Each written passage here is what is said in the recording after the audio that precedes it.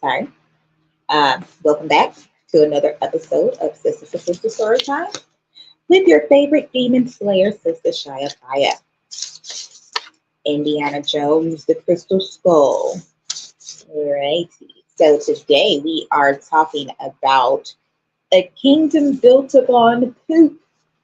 The poopers, the paupers, okay? The popers. Let us continue. Okay, so this is bearportpublishing.com, building with poop. So, how do African Himba people use cattle manure to build their homes? Why is a dung home healthier than one made from stone? And how are students in Indonesia turning cow patties into sustainable, eco-friendly bricks? When you think of a building material, brick, wood, or concrete might come to mind. For many people, however, a handful of poop is the building material for constructing a home. This title will engross readers and gross them out.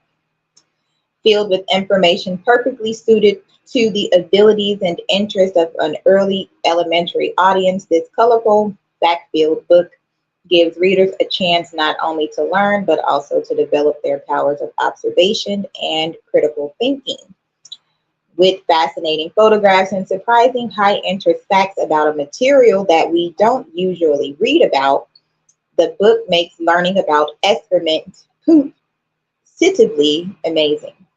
Now, if you've been following me, I recently talked about the shit demon, the excrement demon, the slothful demon, what is his name? Delphilor. Okay. Oh, well, they don't actually have the book here, but we'll continue. That is a book that you can go and check out on your own. I'm going to go to Science News Explorers again. For a better brick, just add poop. Scientists are using sewage sludge to create more earth-friendly building materials. What are you living in? This is by Laura Allen, January 26th of 2023. This is another in our series of stories identifying new technologies and actions that can slow climate change, reduce its impacts, or help communities cope with a rapidly changing world. Remember the story of the three little pigs? Only the brick house was strong enough to resist the big bad wolf's huffs and puffs. Bricks and cement are strong and popular building materials used the world over. So we are getting back into the brick masons, the Masonic order, the brotherhood. Unfortunately, the process to make them spews out lots of pollution. Now, scientists are learning how to make these construction materials more earth-friendly with a surprising ingredient, poop. In some cases, those species come from grazing animals such as cows. Their manure is full of plant fibers. Recycling sludge, the material from sewage treatment plants, also works. Sludge is processed human waste. It gets removed as wastewaters are cleaned. It gets rich in nutrients. Sludge and manure are sometimes used as fertilizers, but they also may contain infectious microbes or even heavy metals. And these can make safe disposal of those wastes a challenge. For various reasons, large quantities of sludge get buried in landfills each year.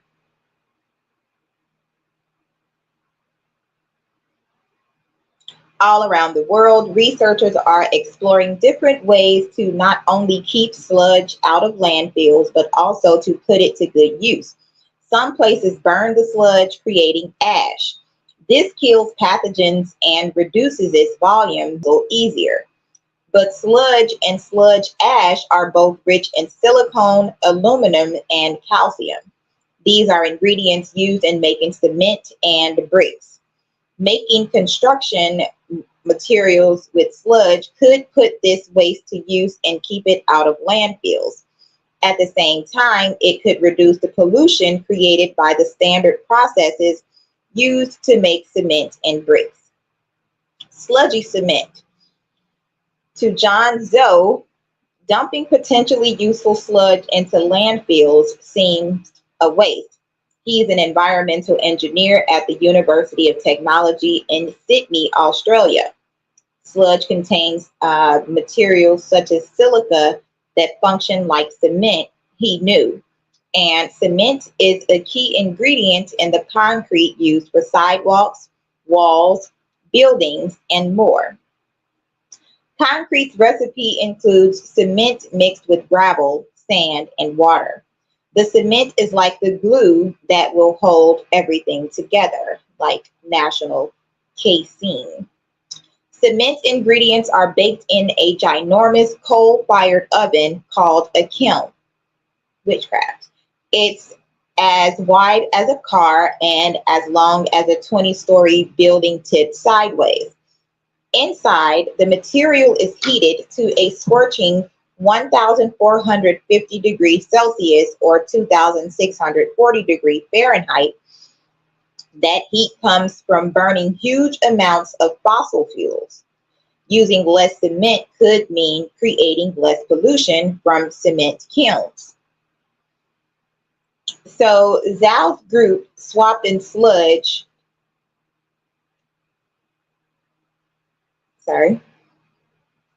Zhao's group swapped in sludge for some of that cement. Though sludge contains similar chemicals to those in cement, the recipe is not the same. So Zoe and his team added different amounts of sludge to cement mixtures. They wanted to test how much they could add and still get a strong final product. Too much sludge yielded a cement that wasn't strong enough, but in one experiment, mixing 15% sludge ash with ground limestone made a product as strong as regular cement. And this change cut the fossil fuel emissions or carbon dioxide by 13%. Another bonus, any harmful heavy metals or germs in the sludge become locked in place, says Zoe. They won't leach out.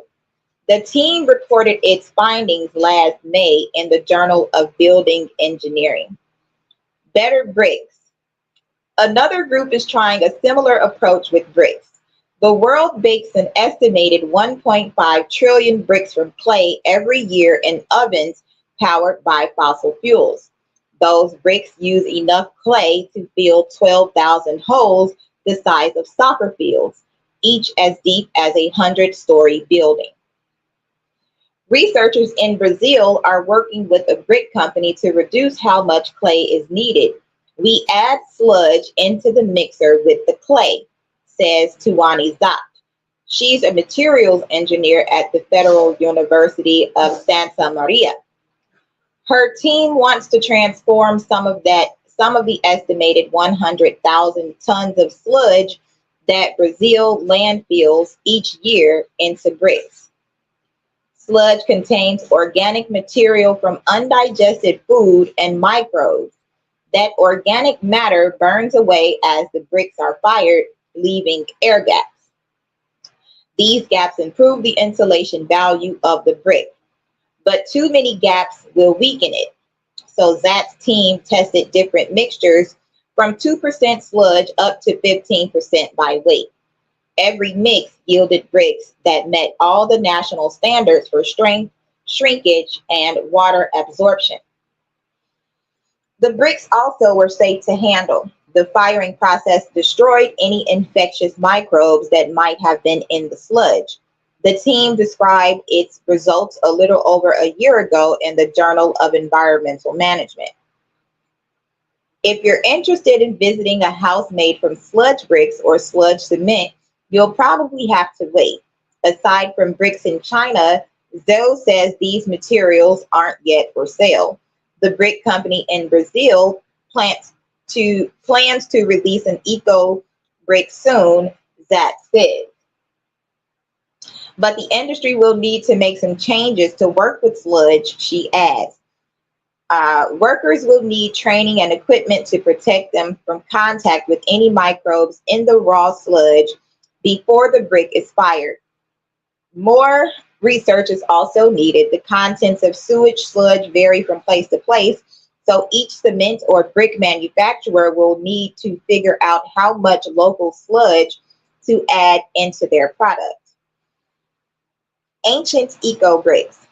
Another type of poop brick, though, is available and has been for millennia. Since ancient times, people have made sun-dried bricks from soil and other materials. Called mud bricks or compressed earth blocks, they are again regaining popularity. These eco-friendly bricks don't need firing at high heat. That keeps their costs low and means their product production emits no earth warming pollution. Mud brick buildings stay naturally cool in hot climates. Their durability, however, can be a challenge. Earthen buildings break down faster when they get wet than those made with fired clay brick or cement. Yas Kolshrestha was in India when he noticed villagers using a mix of cow dung and mud to make their earthen homes water resistant. Though a common practice, we didn't understand how manure actually made the buildings more water resistant, he says. So he decided to investigate. He is an engineer at Delft University of Technology in the Netherlands, which I posted something about that earlier. Cow dung is made up of plant fibers, microbes, amino acids, minerals, and nutrients. He had heard the plant fibers created the water resistance, but it hadn't been studied, so his team set out to test this. First, they extracted the fibers from fresh cow dung. Next, they split the remaining material into two groups, medium-sized microbial particles, each an average of 19.78 micrometers in diameter, and small-sized microbial particles averaging only 2.7 micrometers across. The team mixed soil and dung in a 50-to-1 mix. Using a machine, they compressed each mix into small blocks. They also made some blocks with just soil or just dung. Then they performed two tests. In one, they submerged each type of block in water to see how long it held together. In another, they dripped water directly onto each type of block to look for erosion. In both tests, blocks with the small sized particles resisted the water better. The smallest particles were rich in fatty acids. They also had negative electric charges.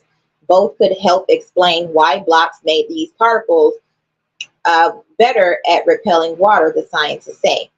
Based on their findings, the team produced blocks that performed 30 times better than blocks made without cow dung.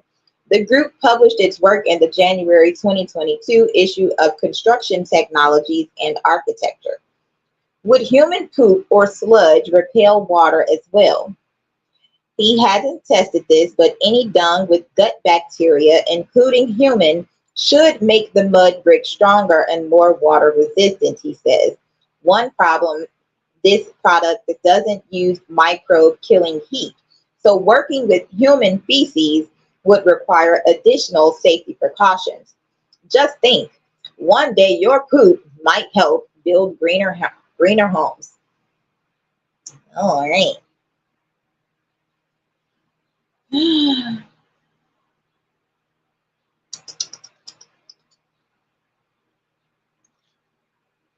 Okay, so what were the bricks made of in the Bible used to build the Tower of Babel? Blah.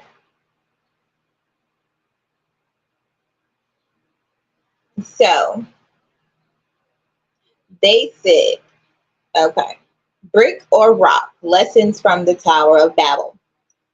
This is Grow More, MOORE.org.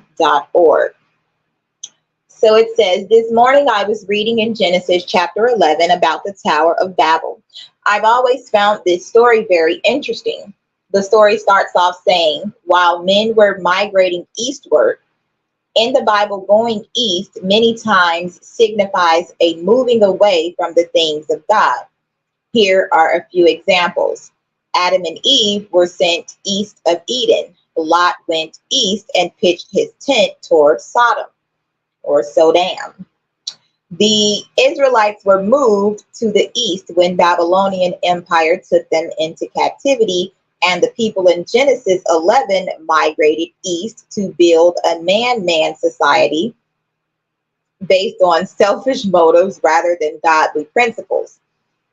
When the people that were migrating eastward discovered a valley in the land of Shinar, or Shinar, I think you're saying, and decided to settle there, they said to one each other, come, let us make bricks and bake them. They used bricks for stone and bitumen for mortar. They then said, let us build ourselves a city and a tower with its top in the heavens. Let us make a name for ourselves, lest we be scattered all over the earth. The Tower of Babel is possibly our first look into a truly secular society. By secular, I mean a society, group of people that sets itself up out of the will of God and in complete opposition to his standards. One of the first things that I noticed is that the Tower of Babel was made out of bricks. I am not a bricklayer by any means, but in some of the studies that I've done, here are a few characteristics of bricks. They are man-made, artificial rocks. You will not find a brick occurring in nature. They are identical and uniform. It is very hard to distinguish one brick from another. They are functionally interchangeable. A brick can serve equally well anywhere in a wall. However, when you look at rocks or stones, they are completely different than bricks. They were created by God, not man. They are unique in shape, size, strength, and purpose. They are not interchangeable. When building roads or walls, you need to find the unique stone and or style of rock for the job. Let's look at a passage of scripture found in 1 Peter 2, verses 4 to 5. As you come to him, a living stone rejected by men, but in the sight of God, chosen and precious. You yourselves, like living stones, are being built up as a spiritual house to be a holy priesthood, to offer spiritual sacrifices acceptable to God through Jesus Christ.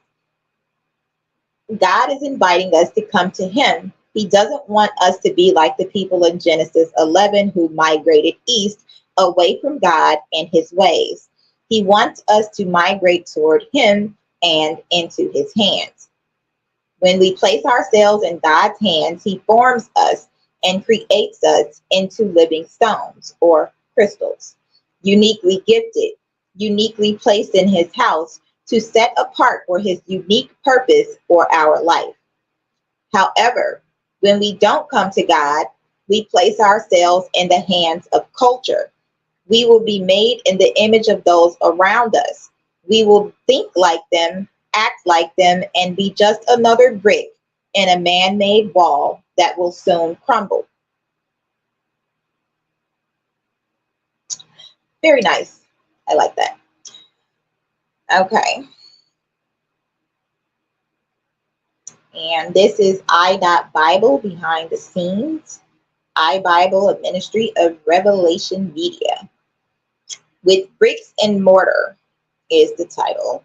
Welcome to a behind the scenes look at the research and artwork that goes into making each scene of iBible. Let's take a look at the Tower of Babel. When illustrating this narrative for chapter 5 of iBible, we had to consider these questions. Why was God so opposed to the Tower of Babel? How was it made, and where was it made? The story unfolds in Genesis 11. And as people migrated from the east, they found a plain in the land of Shinar and settled there. And they said to one another, "Come, let us make bricks and burn them thoroughly." And they had brick for stone and bitumen for mortar. Then they said, "Come, let us build ourselves a city and a tower with its top in the heavens, and let us make a name for ourselves, lest we be dispersed over the face of the whole earth." Genesis 11, verses 2 through 3. This gives us a lot of information to help us construct the narrative. They went west from Ararat on the modern day border of Turkey and Armenia to a plain. There they used bricks, not stone, and bitumen, a natural tar-like substance, to build a very high tower, reaching into the heavens. "Come, let us build ourselves a city and a tower with its top in the heavens." Genesis 11:4a. There is an area to the southwest of Ararat where temples were constructed in this manner, and to the same end as those in our story, to reach up to the heavens. In the land of Sumer, the ziggurats that were built with bricks and tar were meant to reach up and bring the builders closer to their gods. They believed that the higher a ziggurat went, the closer one was to heaven. Some later ziggurat names that clearly reflect this are House of the Frontier Between Heaven and Earth, Temple of the Stairway to Pure Heaven, and Temple Binding Heaven and Earth. Bricks and tar/bitumen. "Come, let us make bricks and burn them thoroughly." And they had brick for stone and bitumen for mortar. Genesis 11:3. This building method is precisely the method used by the early Sumerians in the river valley of the Tigris and the Euphrates. To this day, remains of brick buildings held together by tar can be seen in this area. Lest we be dispersed. "And let us make a name for ourselves, lest we be dispersed over the face of the whole earth." 11:4b. This is where we see a stark contrast between what God had told Noah and his sons to do and what the builders of the Tower of Babel wanted to do. God's instructions were clear, and God blessed Noah and his sons and said to them, "Be fruitful and multiply and fill the earth." Genesis 9:1. The core purpose of building this tower and city was in direct contradiction to God's command. So God confused their languages so that no one could understand what anyone else was saying. And the Lord said, "Behold, they are one people, and they all have one language. And this is only the beginning of what they will do. And nothing that they propose to do will now be impossible for them. Come, let us go down and there confuse their language, so that they may not understand one another's speech." So the Lord dispersed them from there over the face of all the earth, and they left off building the city. Genesis 11, verses 6 through 8. When creating the iBible, we sometimes refer to ancient writings to provide historical context for what we create. In the oldest epic recorded, the Epic of Gilgamesh, there is a line that has strong similarities to the truth revealed in Scripture. "The building of this temple offended the gods. In a night they threw down what had been built. They scattered them abroad and made strange their speech." The events surrounding the Tower of Babel also reveal the importance of understanding the biblical narrative. When reading the account by itself, it would be easy to assume their only sin was pride in wanting to build a great city, a tower with its top in the heavens, while making a name for themselves. Remember, we're in Pride Month. So surely pride did play a role, but the narrative reveals they had been given instructions to fill the earth, not to gather together in a single location. Without knowing the narrative, this important information could be easily overlooked. Obviously, God had a purpose in wanting them to populate the whole earth, and they even make reference in defiance to this command when they state, lest we be dispersed over the face of the whole earth. The goal of iBible is not to simply animate the events of Scripture. The bigger goal is to present a grand narrative that tells the one story of God's plan to restore his perfect creation.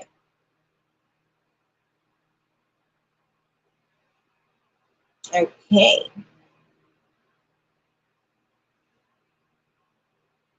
now what is a brick mason?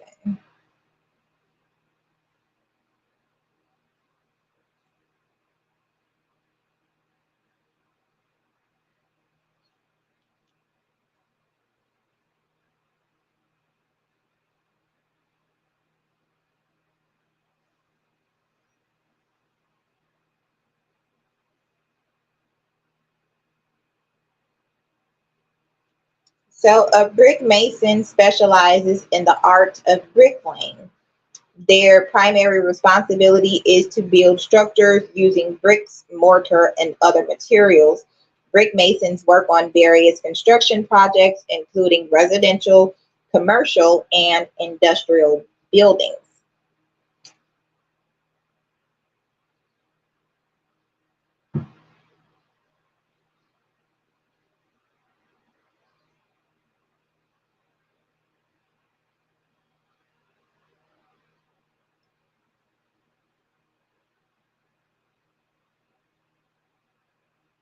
Okay, this is the history of our city, the history of East Chicago, a historical synopsis.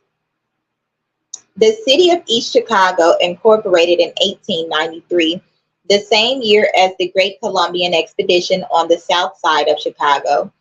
Born of railroad and steel, East Chicago was one of Northwest Indiana's first truly industrial cities designed to meet the needs of workers and industry.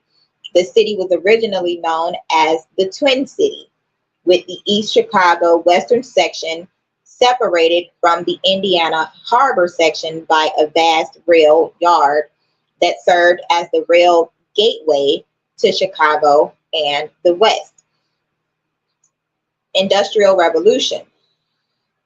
During the peak of the Great Industrial Revolution, East Chicago was known as the most industrialized municipality and America's ultimate melting pot. Okay, pause, pause.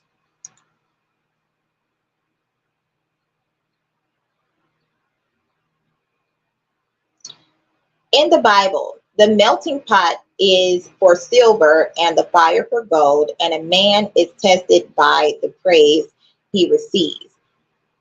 Now, who does the Bible call a melting pot? That's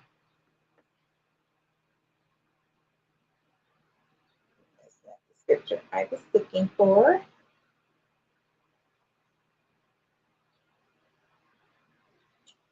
God's people melted and tried. He says here, I will melt them and try them. I will cast them into the furnace and put them into the melting pot. This is the one I'm looking for. Jeremiah chapter 25. All his people and the melting pot of foreigners collected there, all the kings of Uz, all the kings of the Philistines from Ashkelon, Gaza, Ekron, and what's left of Ashdod, Edom, Moab, and the Ammonites, all the kings of Tyre, Sidon, and the coastlands across the sea, Dedan, Tema, Buz, and the nomads on the fringe of the desert, all the kings of Arabia, and the various Bedouin sheiks and chieftains wandering about in the desert.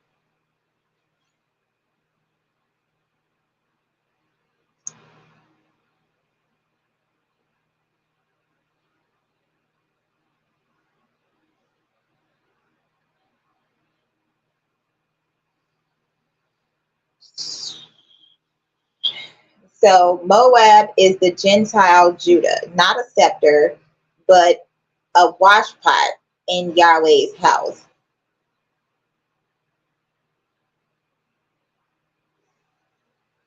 Moab and Ammon were born to Lot and Lot's elder and younger daughters, respectively, in the aftermath of the destruction of Sodom and Gomorrah. The Bible refers to both the Moabites and Ammonites as Lot's sons, born of incest with his daughters. Genesis chapter 19, 19:37 through 38. Who are the Ammonites and Moabites today? The Moabites and the Ammonites are two ancient peoples who are still around today. The Moabites live in Jordan, the Calumet River. The Moabites live in Jordan, and the Ammonites live in modern day Jordan and Chirac. Both groups share a common ancestry and they continue to interact with each other culturally.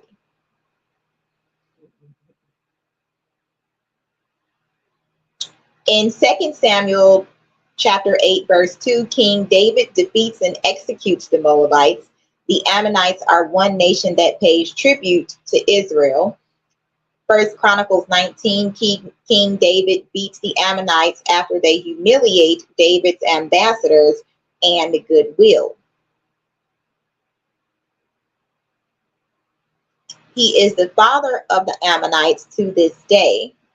Moses concludes the account of Sodom and Gomorrah's destruction in today's passage, telling us that Lot fathered the Moabites and the Ammonites by his daughters. Why did God hate the Moabites? In Number and Deuteronomy, God castigates the Moabites for being idolatrous and sexually immoral. He also warns the Israelites in multiple passages against intermarrying with the Moabites or adopting any of their customs. What was the sin of the Ammonites? Despite their familial ties with Israel, the Ammonites treated Israel brutally. Here, their grievous sin is that the Ammonites ripped open the pregnant women of Gilead. What is another definition of a woman being ripped open? A C-section. That is,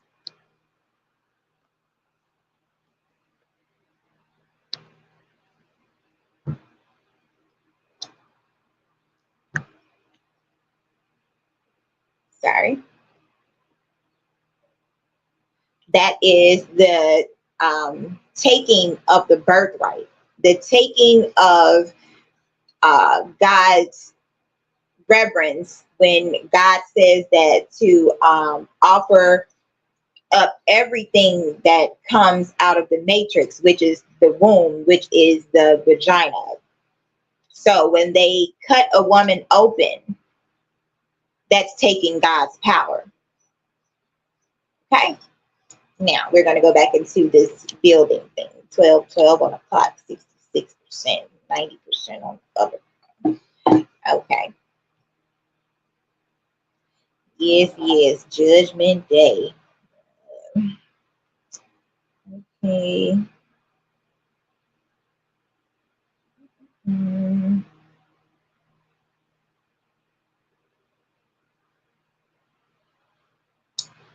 So yes, this is the Hittite building rituals and their ideological function and find spots.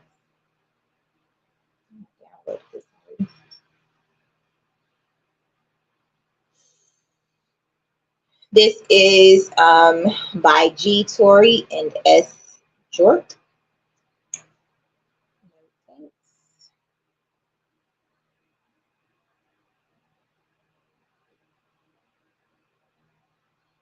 So, approaching rituals and ancient cultures.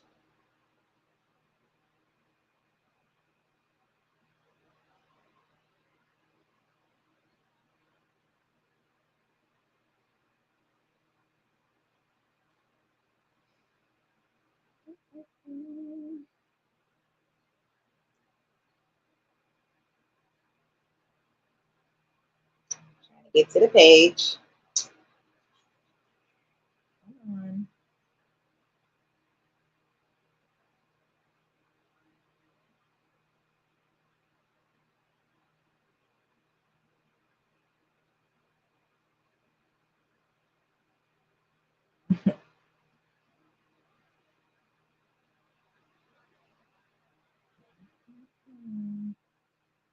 So y'all like to play with the internet.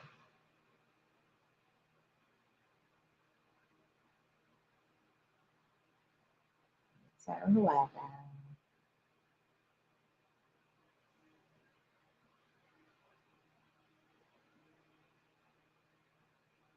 This is why I like books.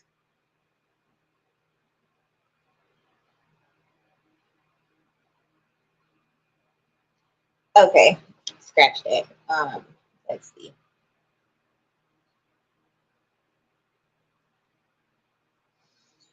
Uh, okay.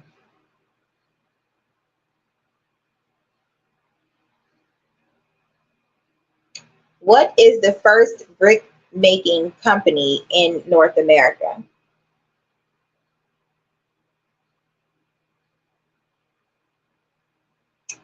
Okay, this is realthinbrick.com, the history of bricks in the US. Different types of building materials have been used in the United States since the colonial era. The first settlers in New England brought with them the architectural aesthetics of their European homelands.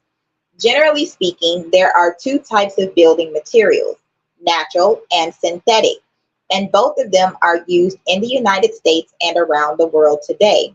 One of the most popular types of building materials, which is still used on a regular basis, is standard brick. There are many different ways to describe a brick, but generally speaking, it is a small rectangular block that is usually made of sun-dried or fired clay and used in buildings. So, we are talking about raw and natural building material. According to some sources, the first bricks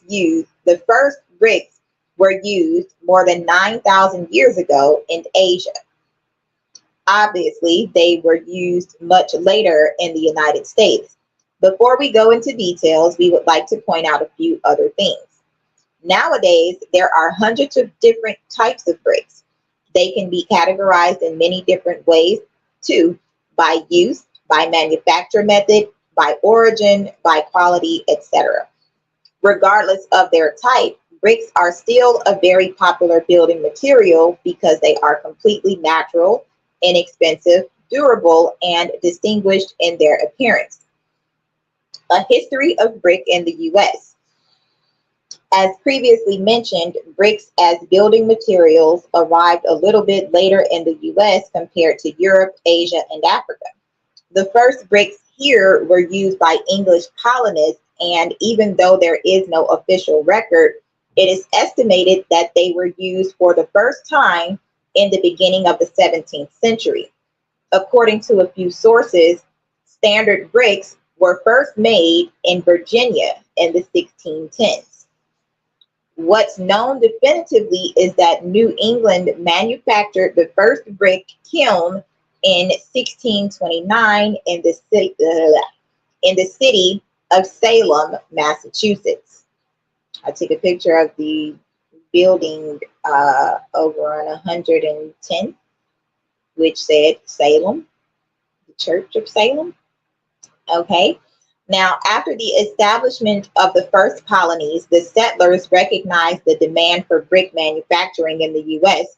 This is how the first facilities for the mass production of bricks were created in Albany, New York, Trenton, and Burlington, New Jersey. Today, there are three different methods used in the brick making process. In the past, especially during the 18th and 19th century, manufacturers relied on clay and sand or shale as basic ingredients to make bricks. Even back then, this was not a simple process and it included several labor intensive stages. molding, drying, burning, and of course, transporting.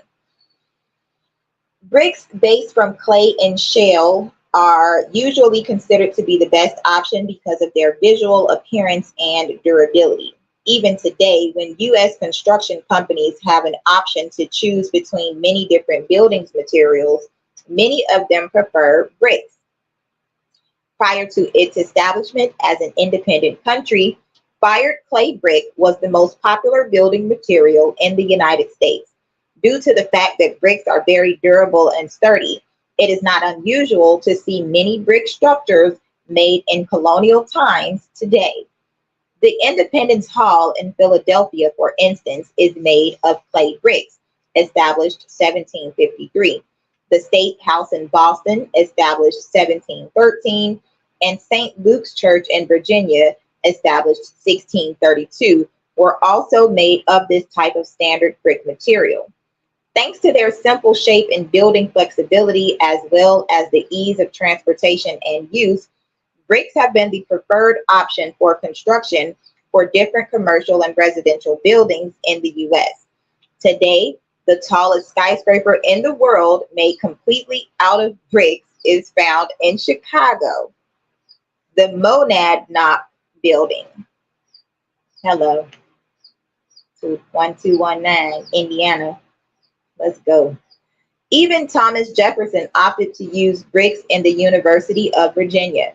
Historically, bricks were and continue to be used in buildings with different architectural designs. Historically, it was customary for local authorities in cities like Chicago, Baltimore, St. Louis to mandate the use of bricks in local building codes. This was typical for areas that were affected by large fires. Pause. The previous use of wood as a building material forced the authorities to search for fireproof building materials as a solution for these epidemics. Again, little pigs, let me come in. Starting from the 19th century and the Industrial Revolution, bricks began gaining even more popularity and utility among business owners and ordinary homeowners. Bricks in the United States gained widespread popularity for being stronger, more durable building materials than their counterparts. Brick building material brings many advantages when compared to wood. Before long, homeowners, builders, and contractors started using brick not just for walls and buildings, but also for pedestrian precincts and paving. It's also worth mentioning that bricks are often used in industries that need furnaces. Of course, the bricks used for this purpose can withstand very high heat, over 1500 degrees. On the subject of heat resistance, we should also mention that bricks are commonly used for building fireplaces inside homes. Bricks, therefore, are one of the rare building materials that can be used in interiors and exteriors and for both residential and commercial buildings and structures. The history of bricks as building materials in the United States began in the early 17th century. However, today, more than ever before, builders, architects, interior designers, and homeowners appreciate the flexibility, attractiveness, and durability bricks add to both exterior and interior designs. This natural building material is used everywhere in the United States, from hotels and churches to conference centers. Brickwork is incorporated in the interior and exterior design to boost intimacy, to make buildings remarkably distinguished, and to ensure the longevity of any structural or decorative brick application for decades, even centuries to come. Now, what did Jesus say?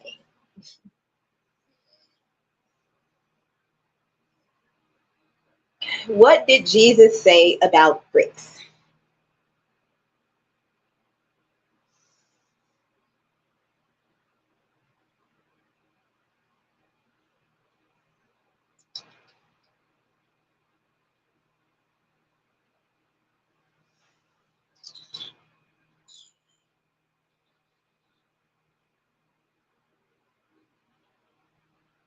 Not bricks and mortar, but flesh and blood.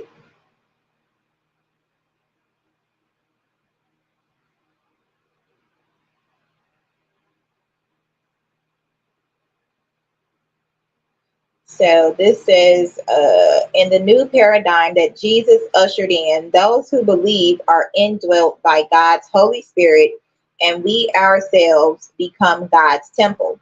We don't go to some church building that is somehow special, holy, and sacred. We ourselves, our bodies, are the temple. We are made special, holy, and sacred by God. We don't go to church. We are the church. It's not bricks and mortar, it's flesh and blood. Okay.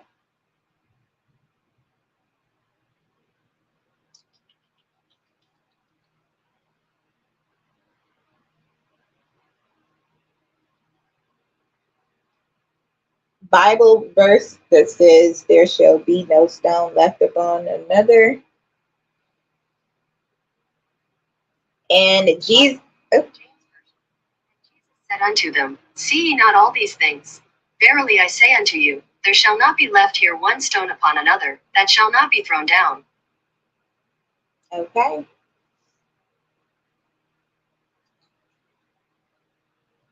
Now, what is mortar?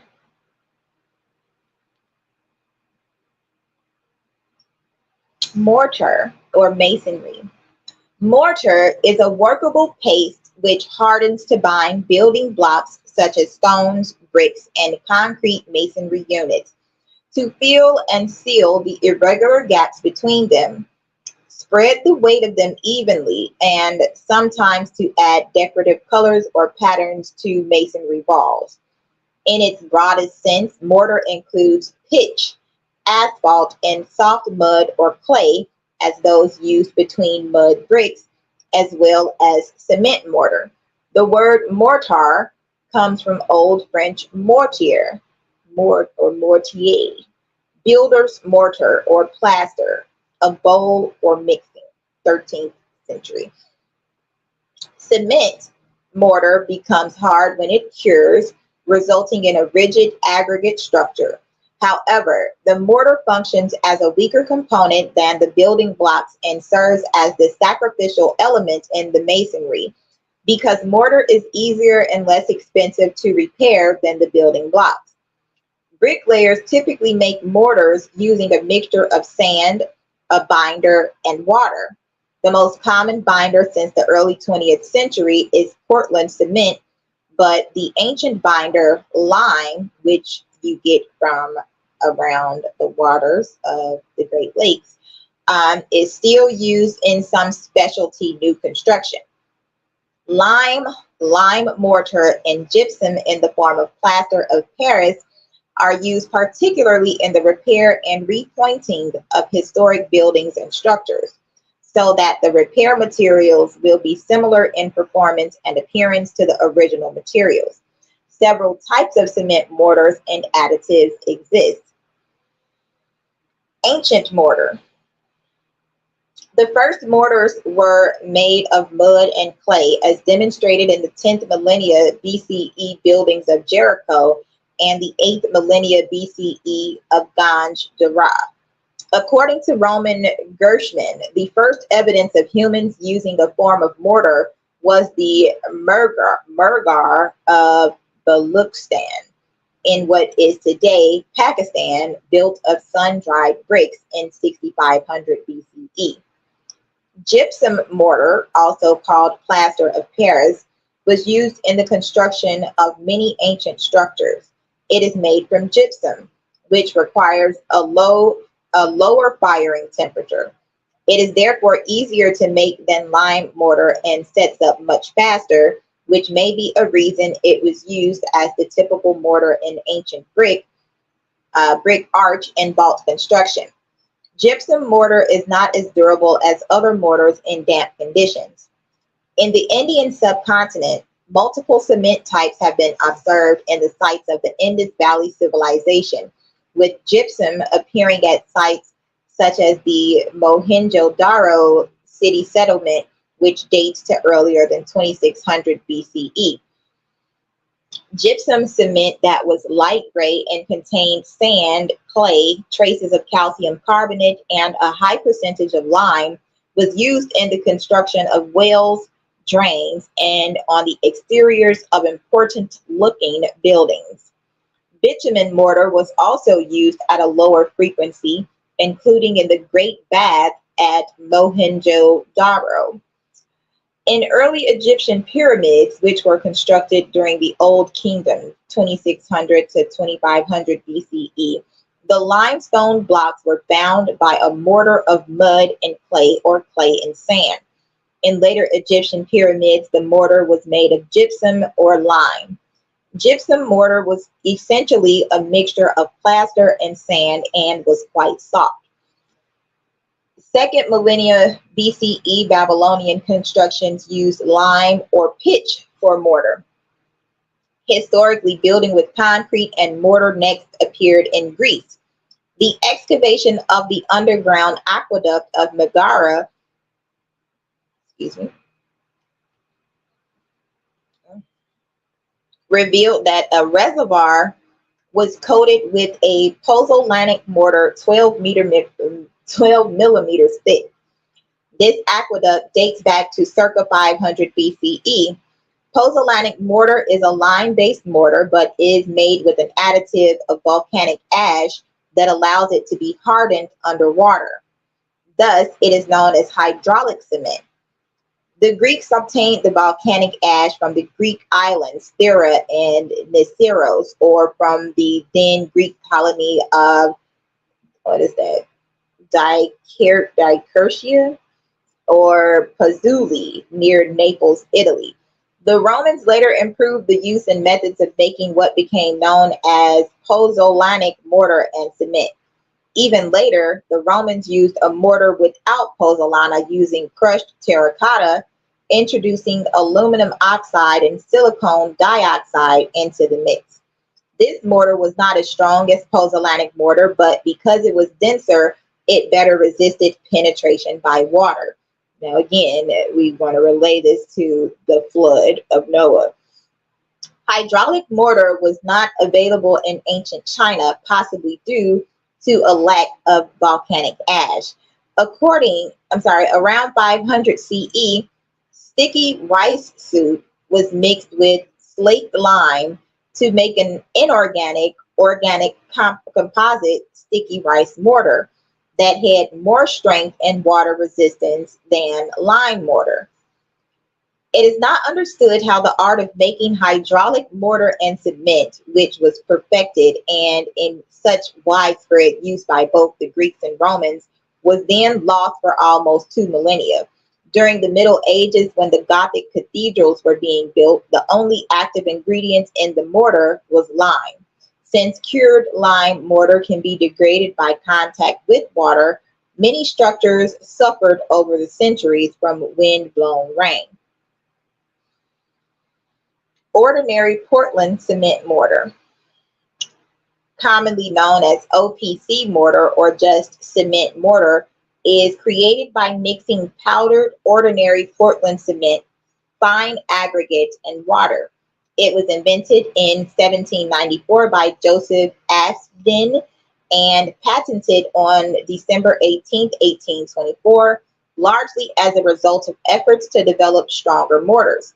It was made popular during the late 19th century and had by 1930 become more popular than lime mortar as construction material. The advantages of Portland cement is that it sets hard and quickly, allowing a faster pace of construction.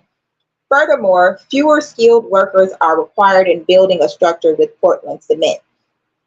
As a general rule, however, Portland cement should not be used for the repair or repointing of older buildings built in lime mortar, which require the flexibility, softness, and breathability of lime if they are to function correctly. In the United States and other countries, 5 standard types of mortar, available as dry premixed products, are generally used for both new construction and repair. Strengths of mortar change based on the mix ratio for each type of mortar, which are specified under the ASTM standards. These pre-mixed mortar products are designed by one of the five letters M, S, N, O, and K. Miss Knock.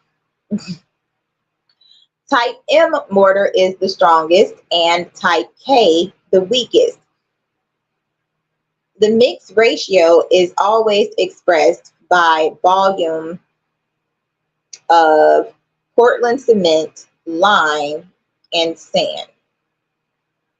So these type letters are apparently taken from the alternate letters of the words mason work.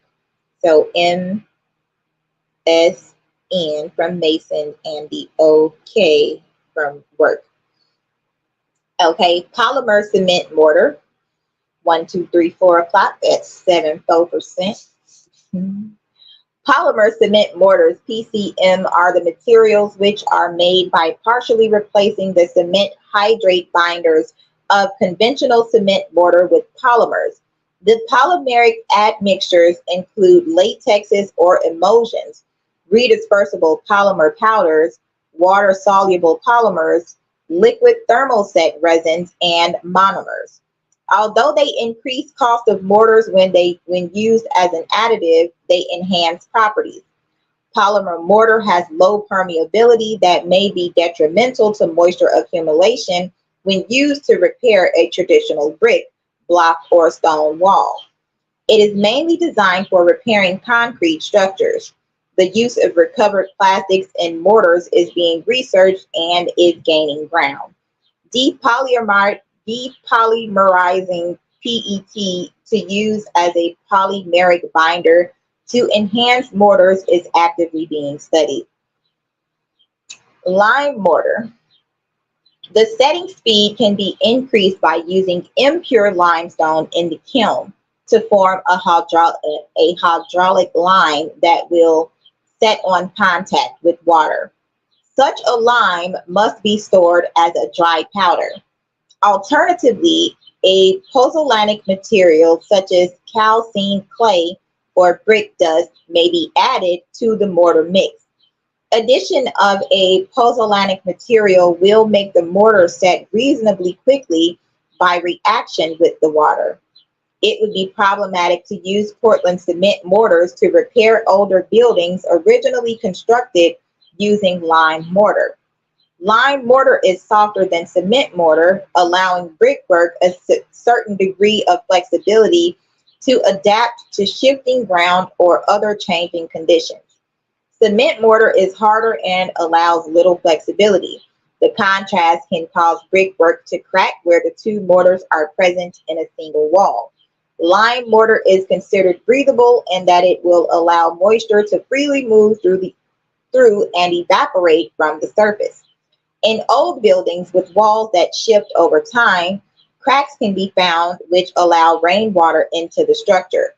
The lime mortar allows this moisture to escape through evaporation and keeps the wall dry. Repointing or rendering an old wall with cement mortar stops the evaporation and can cause problems associated with moisture behind the cement. Pozzolanic mortar. So pozzolana is a fine sandy volcanic ash. It was originally discovered and dug at Pozzoli nearby Mount Vesuvius in Italy and was subsequently mined at other sites too. The Romans learned that pozzolana added to lime mortar allowed the lime to set relatively quickly and even underwater. Vitruvius, the Roman architect, spoke of four types of pozzolana. It is found in all the volcanic areas of Italy in various colors: black, white, gray, and red. Pozzolana has since become a generic term for any siliceous and or aluminous additive to slaked lime to create hydraulic cement. Finely ground and mixed with lime, it is a hydraulic cement like Portland cement and makes a strong mortar that will also set underwater. Radiocarbon dating.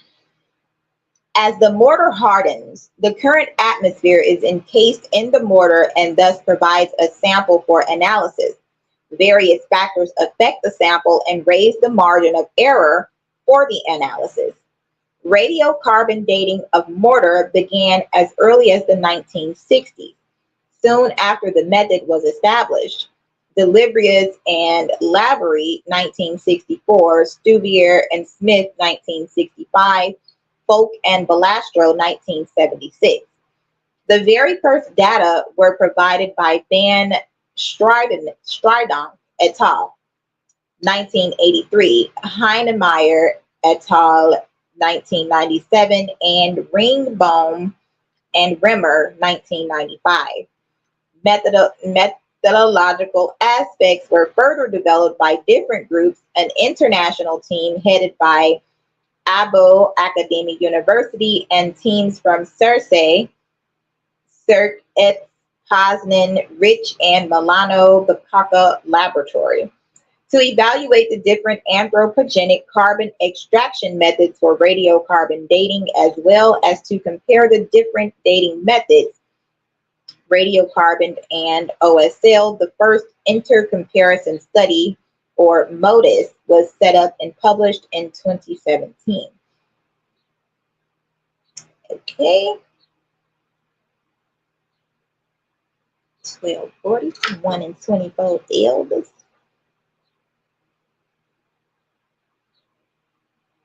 All right, so the Monadnock building. Let's take a look at that. The tallest skyscraper in the world. In the world? In the world. Monadnock. Monad or nomad?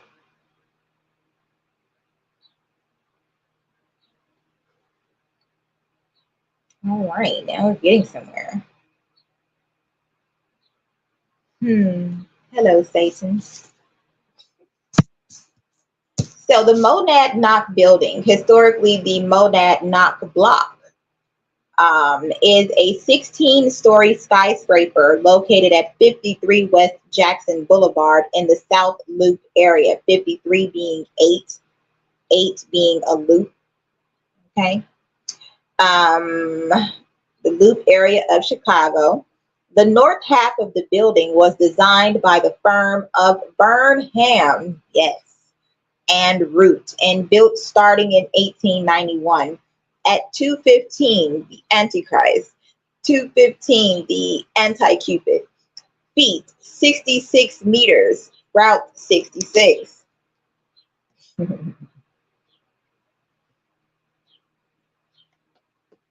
Yes, get your kicks at Route 66.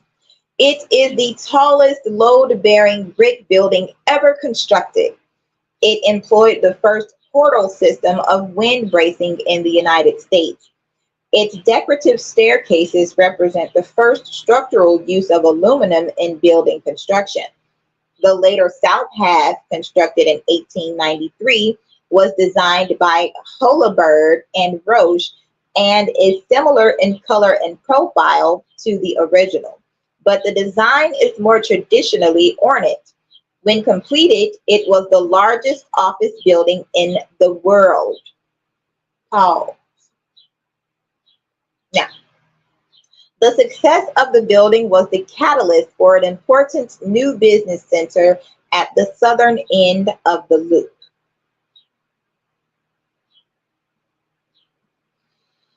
The building was remodeled in 1938 in one of the first major skyscraper renovations ever undertaken, a bid in part to revolutionize how building maintenance was done and halt the demolition of Chicago's aging skyscrapers. It was sold in 1979 to owners who restored the building to its original condition in one of the most comprehensive skyscraper restorations attempted as of 1992. The project was recognized as one of the top restoration projects in the U.S.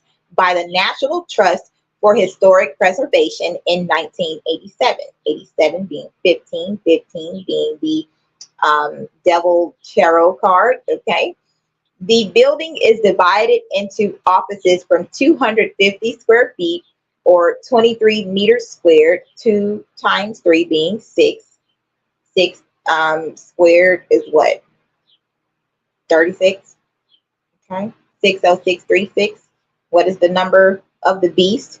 To 6,000 square feet or 560 meters squared in size and primarily serves independent professional firms. It was listed for sale in 2007.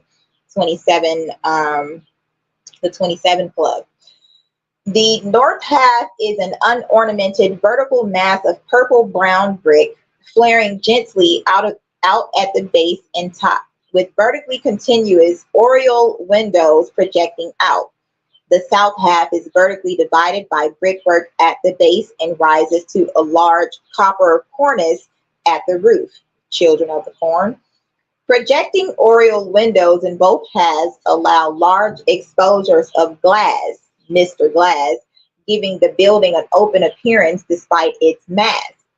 The Monadnock is part of the Printing House Road District, which also includes the Fisher Building, the Manhattan Building, and the Old Colony Building.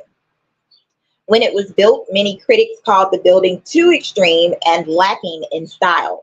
Others found in its lack of ornamentation the natural extension of its commercial purpose and an expression of modern business life. Early 20th century European architects found inspiration in its attention to purpose and functional expression. It was one of the first buildings named a Chicago architectural landmark in 1958. 58 being 13 being the number of death, or 4 for the emperor or an anti-emperor. So it was added to the National Register of Historic Places in 1970 and named as part of the National Historic Landmark South Dearborn Street. Born of a deer, a jackal, jack, whatever. Printing House Road, North Historic District in 1976. Modern critics have called it a classic, a triumph of unified design. And what did the Bible say in Genesis 11? They have become one, and they will attempt to do this thing and more. History. The north half, 1881. We have the 88, which is the number for time travel, to 1891. The Monadnock was commissioned by Boston real estate developers Peter and Shepard Brooks in the building boom following the Depression of 1873 to 79. The Brooks family, which had amassed a fortune in the shipping insurance business and had been investing in Chicago real estate since 1863, had retained Chicago property manager Owen F. Aldis to manage the construction of the 7-story granite block on Dearborn Street in 1880. It was Aldis, or Aldi's, I just posted about Aldi's today, one of 2 men, Louis Sullivan, credited with being responsible for the modern office building, who convinced investors such as the Brooks brothers to build new skyscrapers in Chicago. By the end of the century, Aldis, or Aldi's, would create over 1 million square feet or 93,000 meters squared of new office space and manage nearly 1/5 of the office space in the loop. 1/5 being the number of Satan. Okay? 6. Daniel Burnham and John Wellborn Root met as young draftsmen in the Chicago firm of Carter's, Drake, Beyonce, Jay-Z, Drake, okay, and White. Talked about White Castle today. In 1872, and left to form Burnham and Root the following year. At Aldi's urging, the Brooks brothers had retained the then fledgling firm to design the Granite Block, which was their first major commission. Burnham and Root, I like saying it like that, would become the architects of choice for the Brooks family, for whom they would complete the first high rise building in Chicago, the 10-story Montauk building in 1883, and the 11-story Rookery building in 1888. And now we have the Montauk project. So, the Great Chicago Fire of 1871 had destroyed a 4 by 0.5 mile, 6.44 kilometer by 0.80 kilometer swath of the city between the Chicago River and Lake Michigan. And subsequent commercial development expanded into the area far south of the main business district along the river that would come to be known as the Loop. Between 1881 and 1885, Aldi's bought a series of lots in the area on Peter Brooks's behalf, including a 70 by 200 foot, there's the 72 again, 21 by 61, 3737 God body site on the corner of Jackson and Dearborn Streets. The location was remote yet attractive for several reasons. The construction of the Chicago Board of Trade building in 1885 had made nearby LaSalle Street the city's prime financial district, driving up property values, and railroad companies were buying up land further south for new terminal buildings, creating further speculation in the southeastern end of the loop. Monopoly. Okay. Brooks commissioned Burnham and Root to design a building for the site in 1884, and the project was announced in 1885 with a brief trade journal notice that the building would cost $850,000. I was born in 85. The Death Angel. Yes. 28.8 million in 2023 dollars. The Chicago building community had little faith in Brooks's choice of location. Architect Edwin Renwick would say, when Owen Aldi's put up the Monad dock on Jackson Boulevard, there was nothing on the south side of the street between State Street and the river, but cheap one-story shacks near hovels. Everyone thought Mr. Aldi's was insane to build way out there on the ragged edge of the city. Here we have the border of wickedness. So later, when he carried the building on through Van Buren Street, they were sure he was. This was Randall, 1999. Early sketches show a 13-story building, 13th floor building with Egyptian revival ornament and a slight flaring at the top, divided visually into 5 sections with a lotus blossom decorative motif. This design was never approved as Brooks waited for the real estate market in the South Loop, still mostly warehouses, to improve.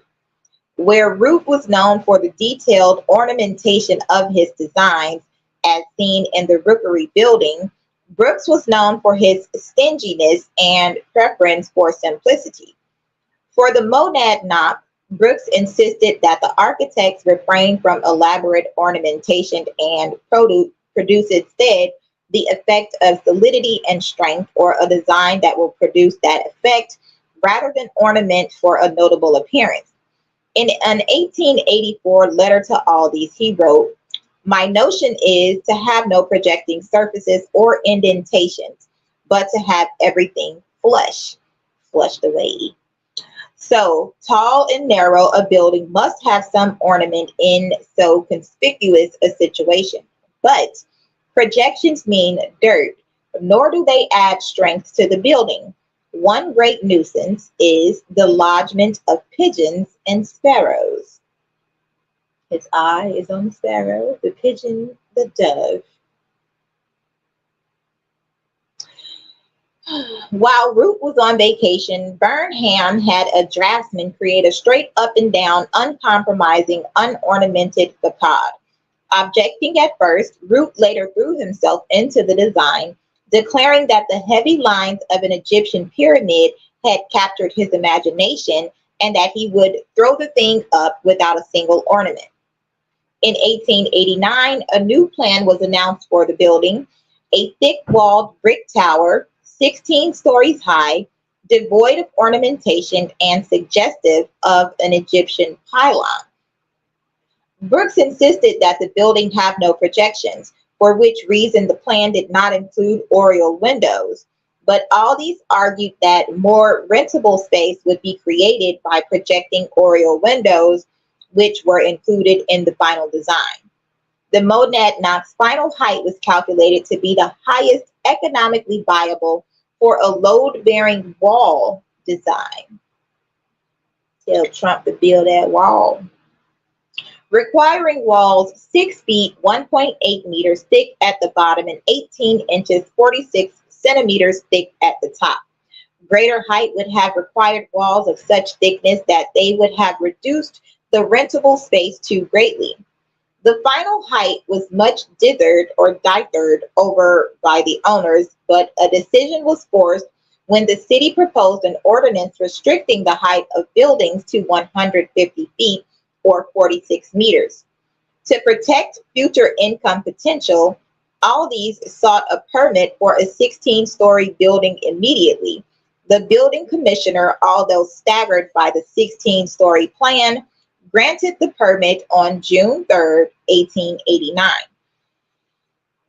With its 17 stories, 17 being the route, Mississippi, okay, 17 being 1 plus 7 or 8, the loop, 16 rentable plus an attic. Now we're going to go into attic spaces, flowers and attic. Hold on, I got to write that down. I said that yesterday in my head first, but I went into a few attics and just wondered what are they there for.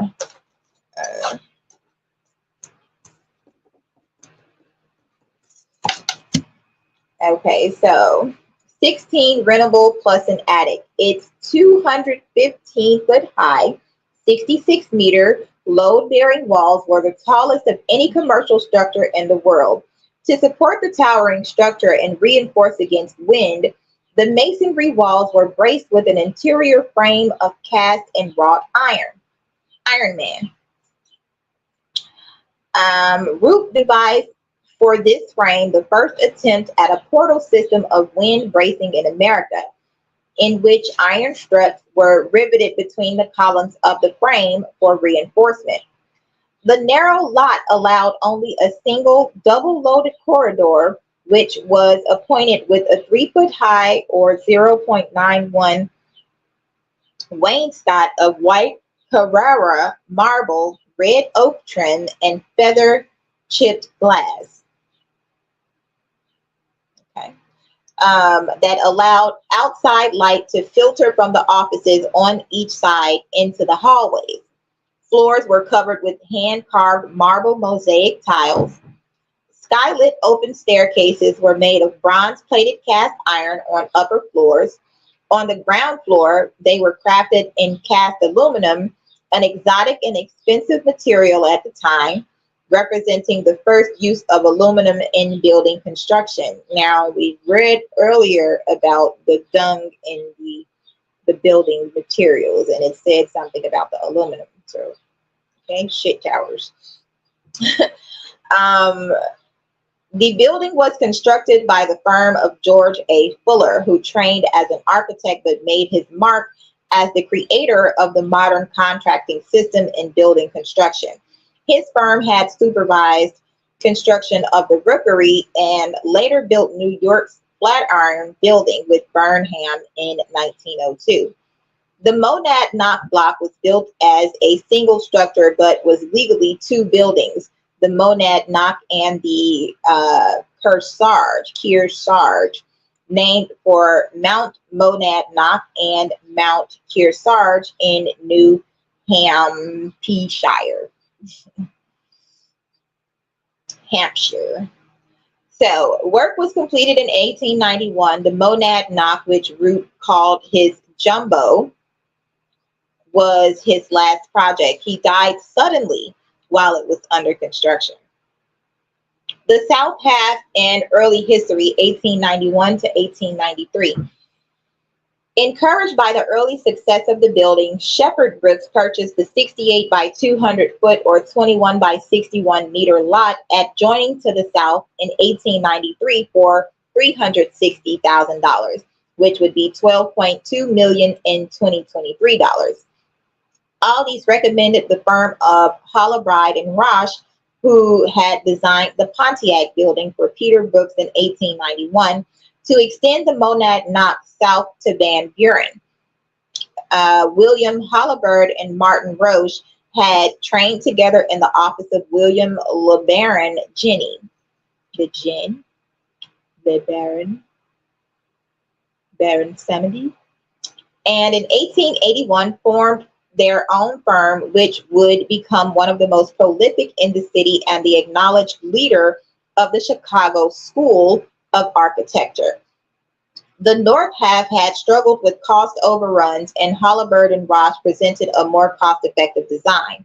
The design for two buildings called the Katahdin and Wachusett, also named for New England mountains, connected them to the North Half as a single structure at an estimated cost of $800,000, $27.1 million in 2023 dollars. Construction began in 1892 under the supervision of Corydon T. Purdy, who would later earn accolades as the structural engineer for many famous Chicago and New York skyscrapers. Now, pause.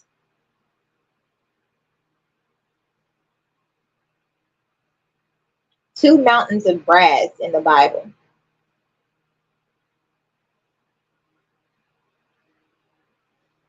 What are the two bronze mountains in Zechariah 6?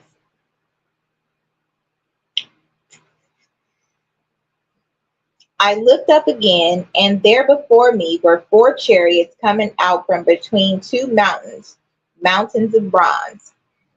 Would these mountains perhaps reference or allude to any physical mountains familiar to Ezekiel's audience? Why were they made of bronze? What is their symbolic meaning? Why would the chariots come out from them? Here's the answer. This person says, these two mountains of brass are the backdrops of the scene of which the four chariots come out from. The chariots themselves, I take the arguably most commonly held view. The four winds represents angels directing the four monarchies that overturned the known world, starting with the Babylonian, Persian, Greek, and then the Roman Empire. The question before us then is, what are these brass mountains? Why two, and how related to the chariots? First, as to the basic meaning, we can take a step more certain. Most commentaries will all agree that we have represented in the brass mountain a sense of immovable, unstoppable strength covering a wide base. For example, one author says, mountains are the Bible emblems of immovable steadfastness, and mountains of brass is just a strengthening of the emblem. However, is this immovable sovereignty of God in general upon which these kingdoms rise and fall, or the immovable power of the kingdoms themselves, or something else? Also, why two mountains? Are we to take significance in the number of two, or are we to assume this represents just a narrow passageway between one unmovable will of God, whereby his decrees can slip through from his narrow opening from the event? And as we read about the building, it says something about a narrow passageway or something like that. So, to take a cautious step forward in what is not clear at all, it seems the only way forward is to stick close to the chariots Otherwise, any imaginative idea may be proposed. The solution must complement the prophecy regarding the four monarchies. If we imagine it ourselves, I think the answer will appear to us as obvious. If we looked upon brass mountains through which chariots rode between their narrow openings, we would have two obvious impressions. One, the chariots are actually very small compared to the mountains. Two, the mountains keep everything else out from the scene except these chariots that they let pass. Therefore, these mountains can't directly speak to the power of the chariots themselves, but rather to the power of God's will in allowing them to pass and ensuring they alone do pass. Regarding the meaning of two, there are two positions that seem reasonable to me. One, my own conjecture, but I think a well received one, if I may. First, two may mean nothing really other than a way to describe a mountain range with an opening for God's sovereign will. Second, my proposed possibility is that if we regard the immovable mountains as not only allowing passage, but from their holy establishment, but in regard to their high peaks viewing the scene, are thereby acting as witnesses of the truthfulness of the prediction, then there is a plain meaning in the number two before is. For it is not biblical to accept the testimony of a witness unless there be at least two witnesses. In establishing the truth of the matter, Deuteronomy 17:6. If we take this position, then the two brass mountains are two reliable witnesses of God's all-powerful and unstoppable will. These emblems make the four kingdoms themselves, though tiny in comparison, unstoppable in their overturnings of the world according to the foreordained purposes of God under the management of his angels. However, this really does not provide proper confidence to a good interpretation unless we can somewhere find mountains as taking the role of a witness in the Bible. As we look for such an indication, it is no surprise that Scripture has used this allusion to the high view of a fixed mountain to the concept of a testimony before. Hear what the Lord says: Arise, plead your case before the mountains, and let the hills hear your voice. Hear, you mountains, the indictment of the Lord, and you enduring foundations of the earth. For the Lord has an indictment against his people, and he will contend with Israel. That is Micah 6, verses 1 through 2. Okay, now back to the building.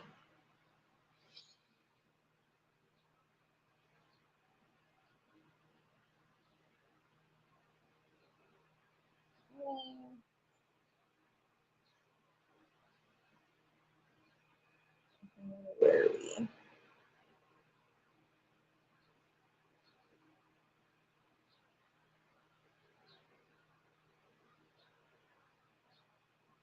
The south half.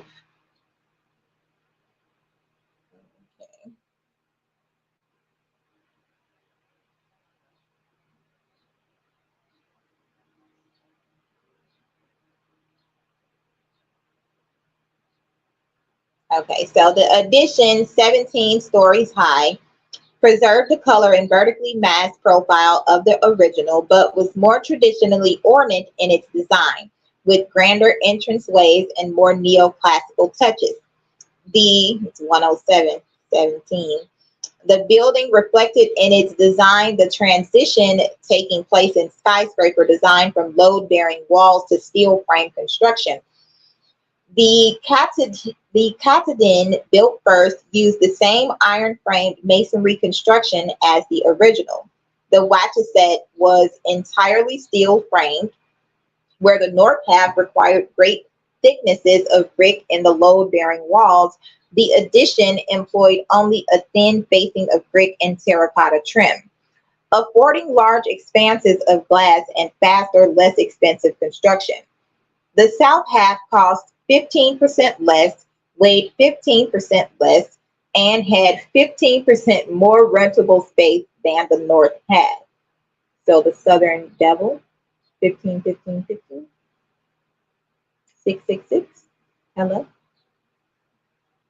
Connected on every floor except the top one and sharing a common basement, each of the four component buildings was equipped with its own heating system, elevators, stairs, and plumbing to facilitate a separate sale if required. The combined final cost in 1893 was 2.5 million or 84.8 million in 2023 dollars. When complete, the Monadnock was the largest office building in the world with 1,200 rooms and an occupancy of over 6,000. 12 being 6, 6,000 being 666. The Chicago Daily Tribune commented that the population of most Illinois towns in 1896 would fit comfortably in the building. It was a postal district unto itself, with 4 full-time carriers delivering mail 6 times a day, 6 days a week.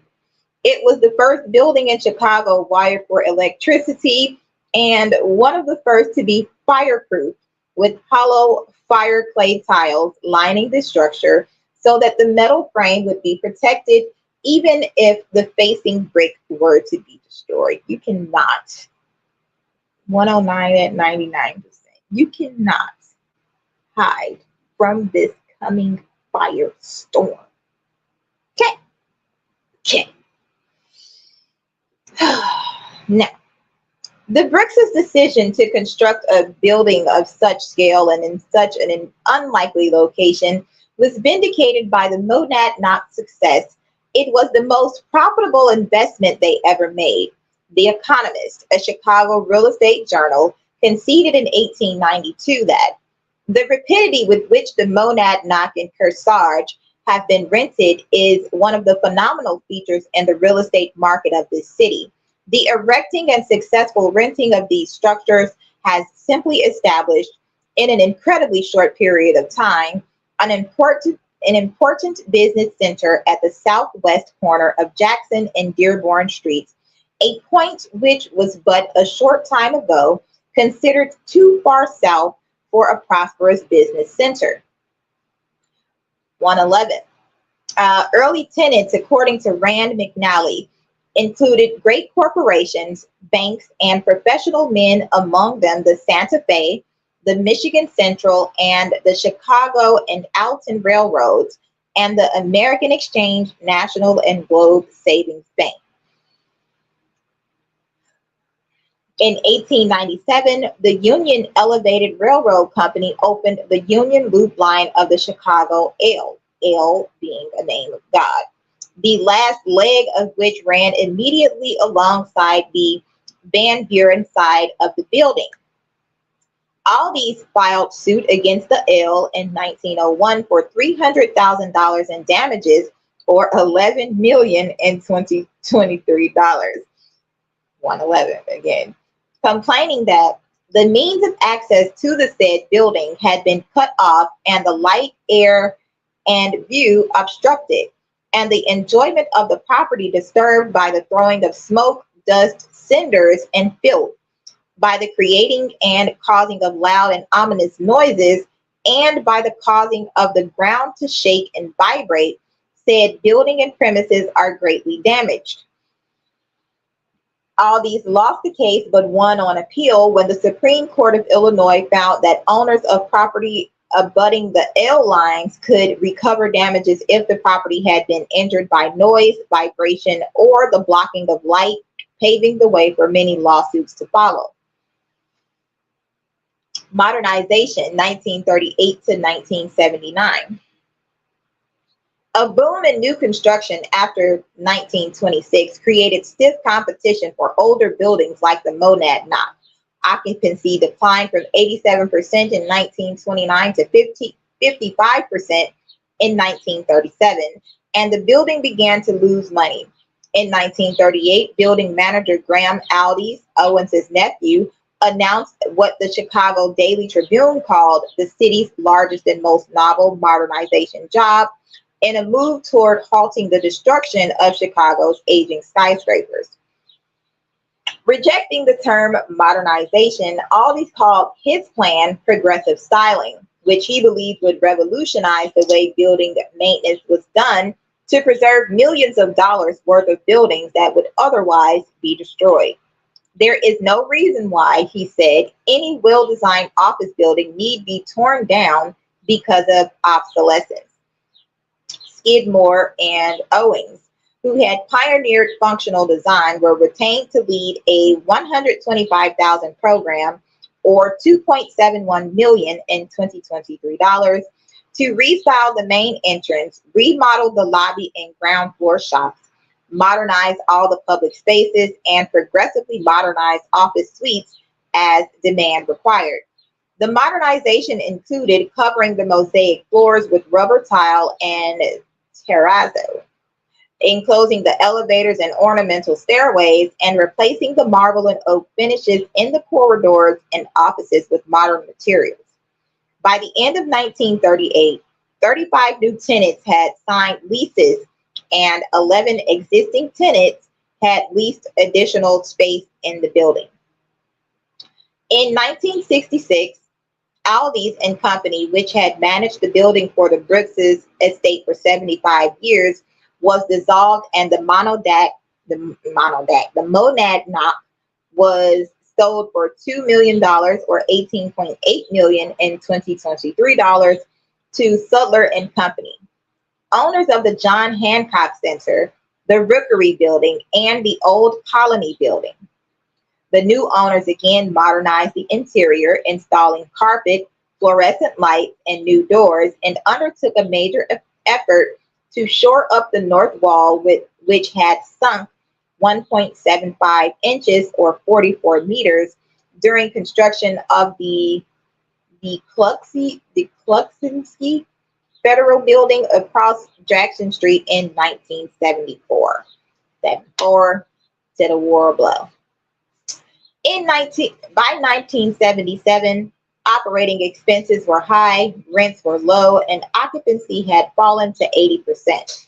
Struggling to make loan payments, the owners were forced to sell the building to avoid foreclosure. It was purchased by a partnership headed by William S. Donnell in 1979 for $5 per square foot, or $54 per square meter, or approximately $2 million, or 8.4 million in 2023 dollars. Restoration and later, 1979 to the present, the building Donnell purchased in 1979 had declined badly. The Dearborn entrances had been closed in, the ground floor had been defaced by garish signs, and the brick had been painted and was peeling. Inside, the marble wainscoting had been painted over, and many of the original oak doors had been replaced with cheaper mahogany. Henry. The decorative stair rails had been enclosed, and some stairways and corridors had been closed off completely. Much of the original mosaic tile had been demolished. Some floors were carpeted, others tiled in vinyl or terrazzo. Half of the 16 elevators were still manually operated. It was as if it had been partly updated every 10 years throughout its history, said Donald. It was never done over in its entirety. Donald, who had studied architecture at Harvard, planned to gut the building and construct a new modern office complex inside the historic shell. Failing to obtain financing for the remodeling, he embarked instead on an incremental pay-as-you-go project to restore the Monadnock to its original condition in painstaking detail. The project was, according to historian Donald Miller, the most comprehensive skyscraper restoration ever attempted at the time. It took 13 years to complete. Working from original drawings discovered at the Art Institute of Chicago and two old photographs. Donald and John Vinci, one of the nation's leading preservation architects, restored the building to its condition when first constructed. Before any modernizations, working piecemeal as offices became vacant. The color of the shellac was matched to closets where the wood had not been darkened by exposure to light. The mosaic floors were recreated by Italian craftsmen at a cost of $50 per square foot or $538 per square meter. A local firm was found that could reproduce the complicated process of sandblasting and hide glue application used to create the original feather chipped glass. One second.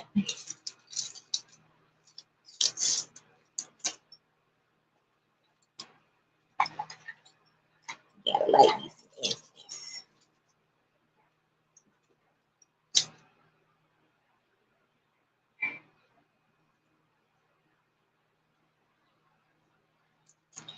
Wade in the water, wade in the water, children, wade in the water. God's gonna trouble the water.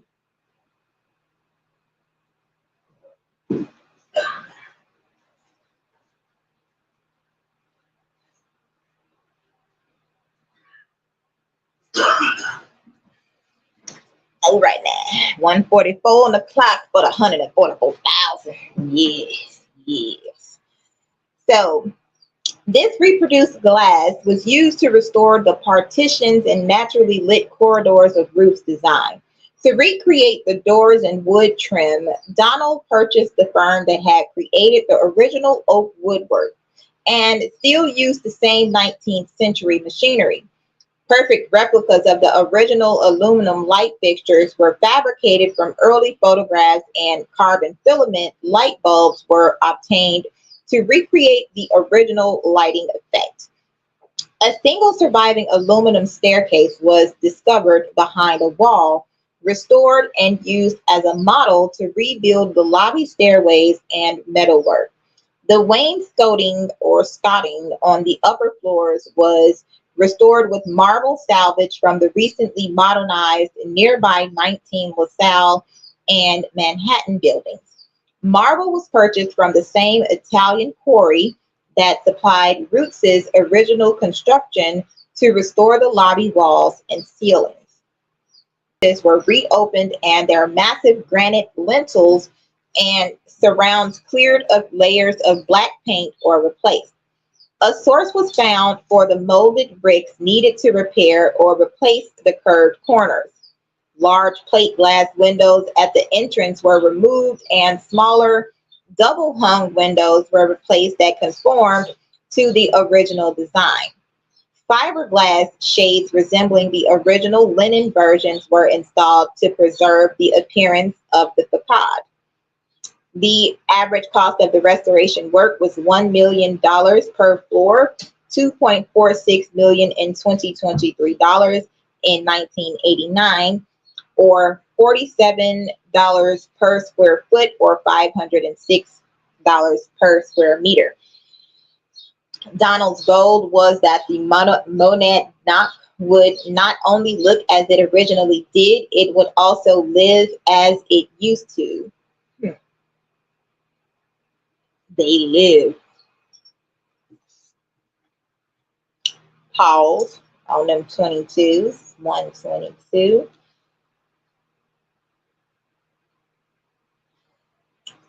The scripture in the Bible where they say they will rebuild. It's not what I see. We will rebuild with stronger bricks and trees. Bible verse.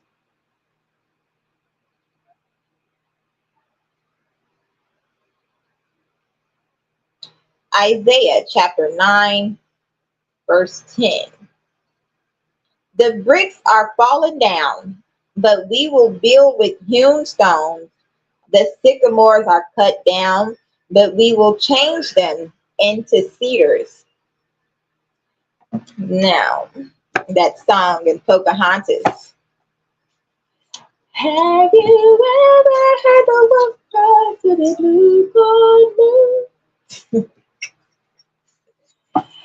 How high the sycamore grows if you cut it down, then you'll never know. Yes. All right. I'm tired of reading now. Let me go ahead and finish this article up.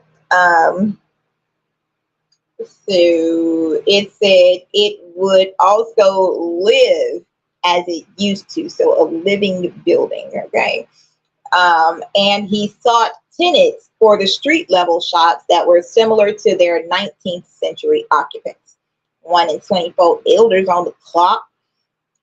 Shop windows were cleared of all signs and obstructions to preserve intended view from the corridor through to the street. Fluorescent lighting was prohibited, and only gold leaf lettering on the glass was permitted for signage.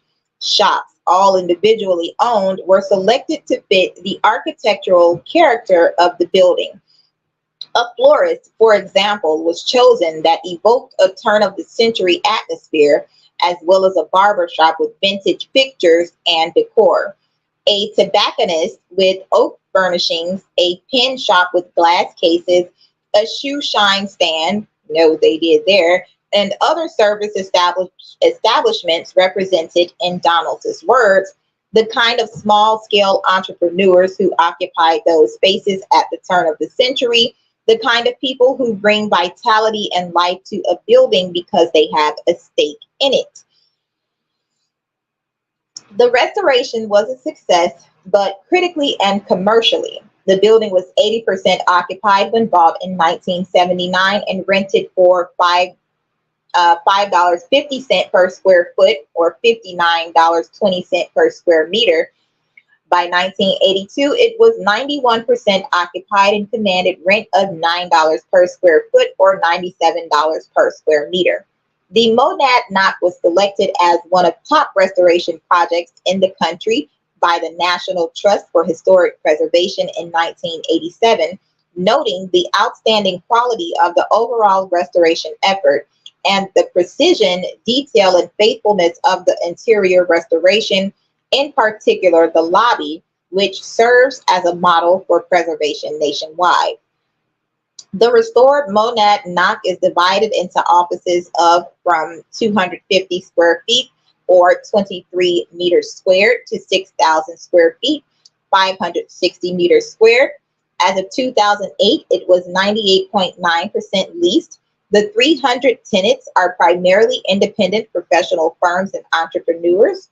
Rents range from $21 to $23 per square foot, or $226 to $247 per square meter, plus electricity. The building was offered for sale in 2007 with an expected price of $45 to $60 million. A tentative deal was reached at a price of $48 million in 2008.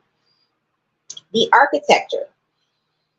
Together, the two parts of the building have a frontage of 420 feet, 420, okay, burning incense to other gods, 130 meters, 13 ghosts, on Dearborn Street, with a depth of 70 feet, or 21 meters.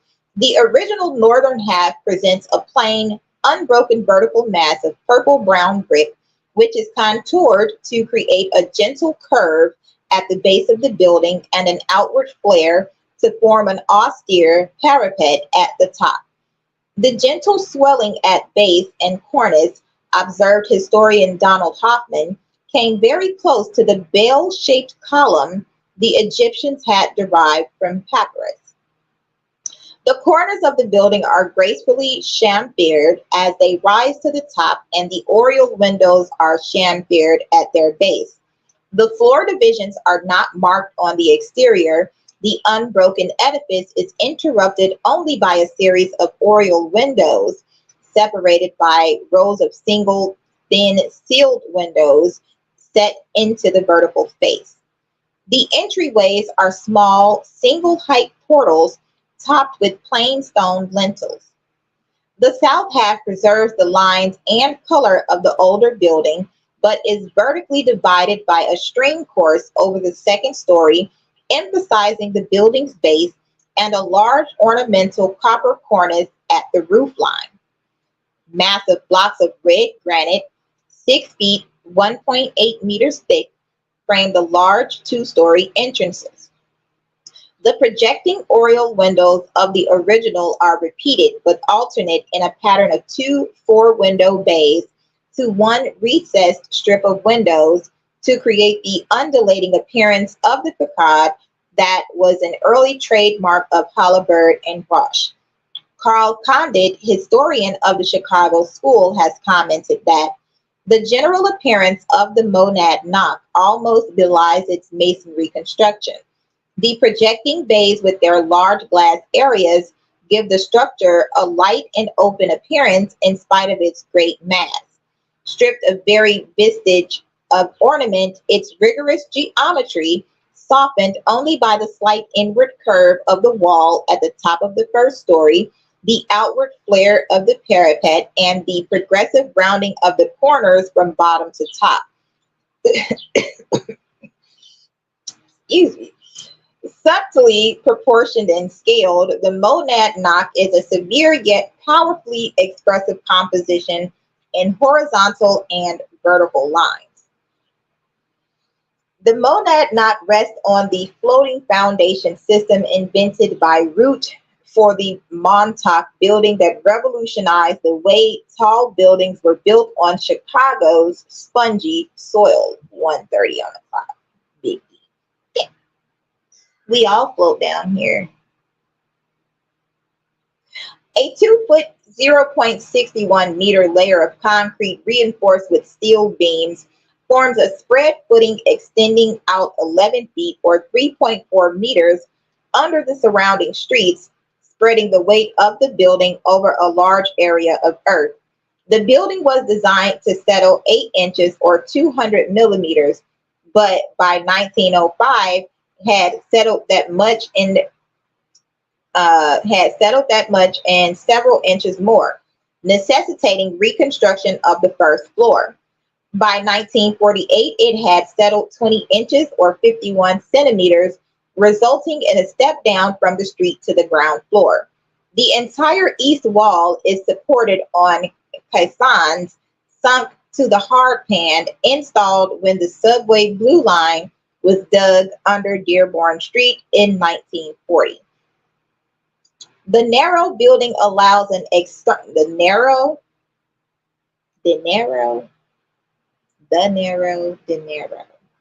Anyway, the narrow building allows an external exposure to all of the 300 offices. So we have 300 and the Titans. This is Sparta. Only real men are only born here. Which pass natural light via double hung outside windows through feather chipped glass transoms and hallway partitions into the single central corridor. Skylights bring sunlight into the open stairwells. The north half corridors are 20 feet or 6.1 meters wide, and the south half corridors are 11 feet 6 inches, 3.51 meters. In the north half, there are 2 open stairs in the center at the 1/3 points. 1-3 right now, 1-3-2. With perforated risers with marble treads and decorative steel railings. There are 2 banks of 4 elevators on the west side of the corridor, one for passengers and the other for freight. In the south half, there is a single bank of elevators on the north half of the length. The southern bank was abandoned and slabbed over on each floor. There is a flight of stairs behind each of these shafts with marble treads, closed cast iron risers, and ornamental balusters. The basic office suite is 600 square feet, 56 meters squared, consisting of one outer office and two or more inner offices. Heavy internal walls at the quarter and halfway points, the arches of which manifest Roots's innovative wind bracing, mark the boundaries of the four original buildings. The four winds of heaven, the windy city. 133 on the clock, 33-degree Masons. The surrounding area. The Monadnock buildings to the Printing House Road District, a National Historic Landmark which includes the Manhattan Building, the Old Colony Building, and the Fisher Building, some of Chicago's seminal early skyscrapers. The Manhattan Building, built by William LeBaron Jenney in 1890, was the first building in Chicago with a complete steel skeleton or Chicago quote-unquote construction, an innovation Jenney had introduced in the Home Insurance Building in 1884. Forrest Gump, Jenney. The first 16-story building in America at that time, it was regarded with awe and fear. Jenney's masterpiece, the Manhattan, was considered a technical triumph in construction. The 17-story Old Colony, built by Halliburton and Roche in 1894, was considered one of the structural masterpieces of its time for its revolutionary portal form of bracing. It is the only survivor of a group of Chicago school buildings with rounded corner bays. The Fisher Building, built by Burnham in 1894, was an engineering miracle, the first tall commercial building to be built almost entirely without bricks. Oh. Its steel frame and thin terracotta curtain wall allowed 2/3 of the surface to be covered with glass. Where's Waldo? Dr. Oz. Ugh.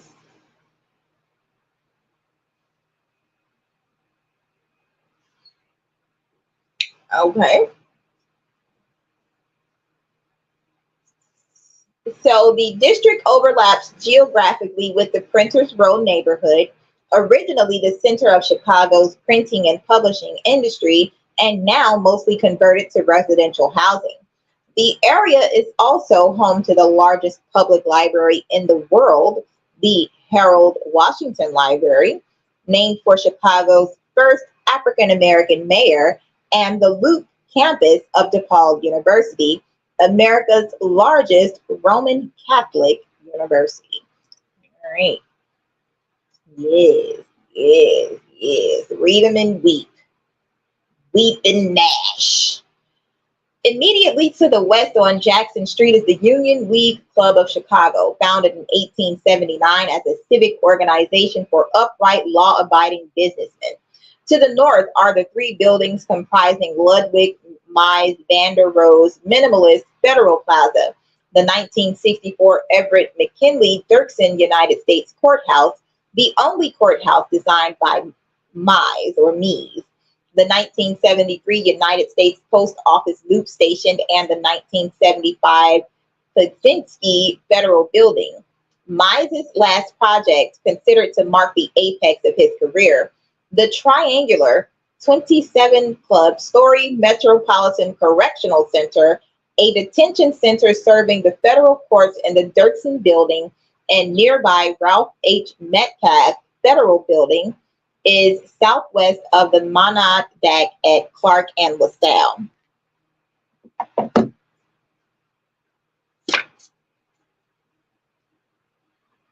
So we have Calumet and Metcalf. Medi-Cal.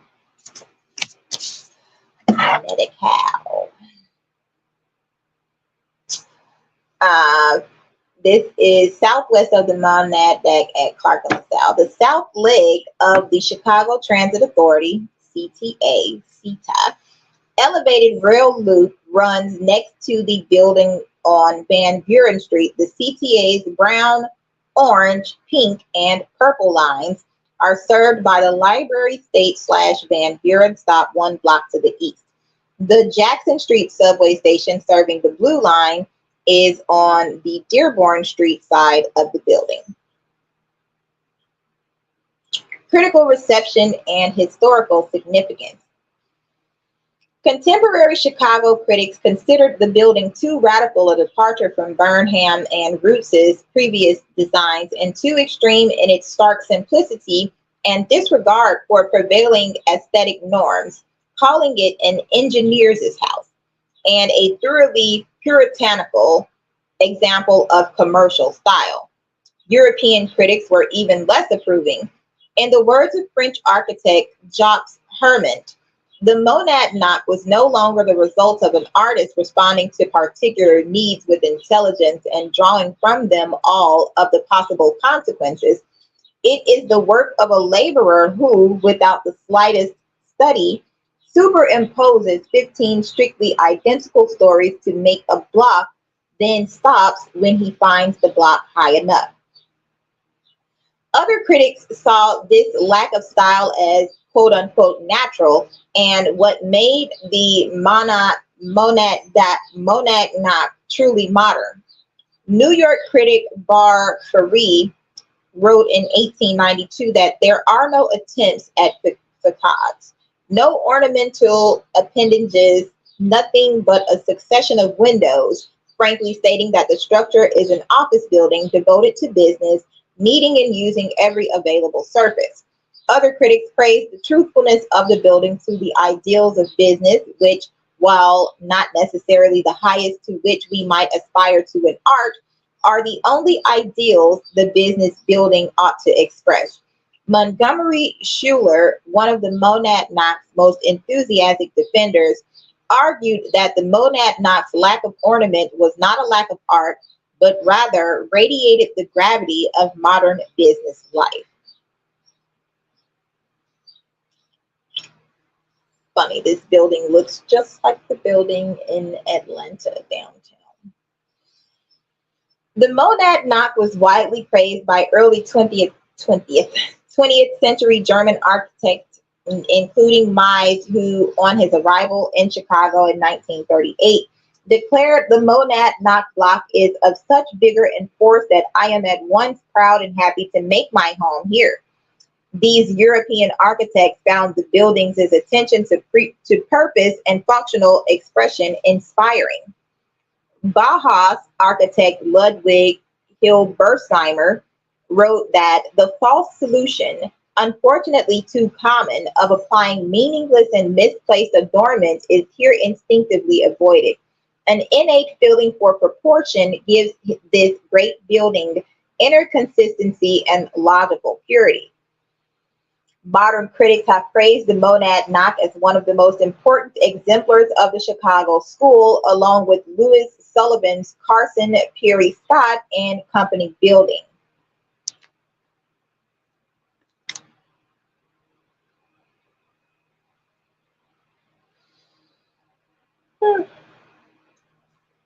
It has been called a triumph of unified design comparable to Henry Hobson Richardson's Marshall Field's wholesale store and one of the most exciting aesthetic experiences our commercial architecture has ever produced.